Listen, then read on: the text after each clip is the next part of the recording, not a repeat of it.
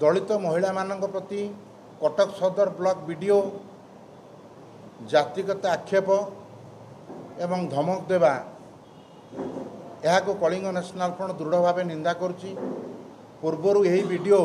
मद खाई नदी गर्भ में पड़ते 2 दिन तले जड़े ओएस ऑफिसर ओडिशार टॉप ओएस ऑफिसर लांच नहीं गिरफ होती एवं कटक सदर ब्लॉक वीडियो दलित महिला मान पाखापाखि 30 जन महिला को जातिगत आक्षेप करवा ये घटना को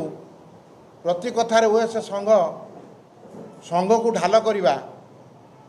एमाने जानी रखा उचित जे मोहन माझी राज्यर मुख्यमंत्री जन दलित मुख्यमंत्री तेणु दलित महिला मान जातिगत आक्षेप करवा या माननीय मुख्यमंत्री दृढ़ कार्यानुष्ठान नियंतु। कटक कंदरपुर थाना एतला पाइला परे मध्य गत 8 तारिख एतला पाई एतला को चापिकी रखुंट कंदरपुर थाना अधिकारी को तुरंत निलंबन करा जाऊ। ये घटना जिलापाल को अवगत करा जायछि,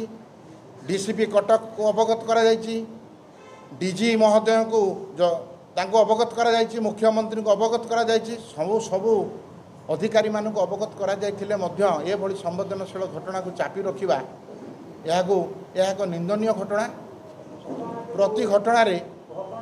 कंदरपुर थाना अधीनस्थ आइतपुर पंचायतर 17 नंबर वार्ड रे थिबा 4 नंबर अंगनवाड़ी केन्द्रर अंगनवाड़ी कर्मी सुप्रभा दास छोट छोट पिला मानू जातिगत आक्षेप कर छुईब माड़ मारिबा गोरु गाई भली पिटिबा घटना दीर्घ 3 मास है से अभिभावक माने आउ पिला पठाऊ नाहांती। ए संपर्क में कंदरपुर थाना रे जनइबा जिलापाल को जनइबा जिलापाल मध्य रिसीव कर से चिठी रखिछंती। मानव अधिकार कमिशन ए घटना रे केस चली जिते कौन कार्यानुष्ठान ग्रहण करा नगला प्रशासन पक्षर 30 जन महिला वीडियो को साक्षात कले ब्लॉक भितर साक्षात कलापर वीडियो जो भली भाव में आशालीन वक्तव्य रखिछंती कटुक्ति प्रकाश करिछंती प्रयोग करिछंती यह संपूर्ण जातिगत आक्षेप होइछि। एतला को संपूर्ण तर्जमा करा जाई तुरंत वीडियो को एवं सीडीपी को गिरफ्त करा जाऊ एवं जदि